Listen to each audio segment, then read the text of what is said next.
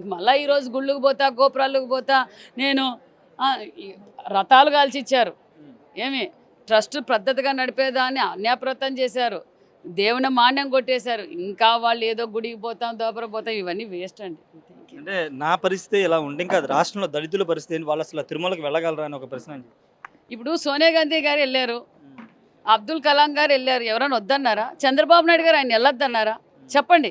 దానికి ఒక పద్ధతి ఉంది, ఒక బోర్డు ఉంది. ఇప్పటి వరకు దాన్ని భ్రష్టు పట్టించారు. చంద్రబాబు నాయుడు గారు దాన్ని ప్రక్షాళన చేస్తున్నారు. పద్ధతి ప్రకారం వెళ్ళండి, ఎవరు వద్దన్నారు? లక్షలాది మంది రోజు దర్శనానికి వెళ్తున్నారు. మరి ఈరోజు ఏమైనా డిక్లరేషన్ తీసుకోమనండి, తప్పేముంది? ఏ సోనియా గాంధీ గారు తీసుకోలేదా? అబ్దుల్ కలాం గారు తీసుకోలేదా? ఎంతమంది పెద్దలు తీసుకోలేదు? మరి ఈయనే గొప్పనా? దేవుని దగ్గర అందరూ సమానమే కదా. మరి ఆయన వెళ్ళలేక ఈ డ్రామాలు ఆడుతున్నాడు. ఈ డ్రామాల రెడ్డి రంగుల రెడ్డి సంగతి ప్రజలందరికీ అర్థమైపోయింది. ఇంక దాని గురించి దేవుడే చూసుకుంటాడు. దగ్గరలోనే పనిష్మెంట్ ఏమనేది కూడా తెలుస్తుంది.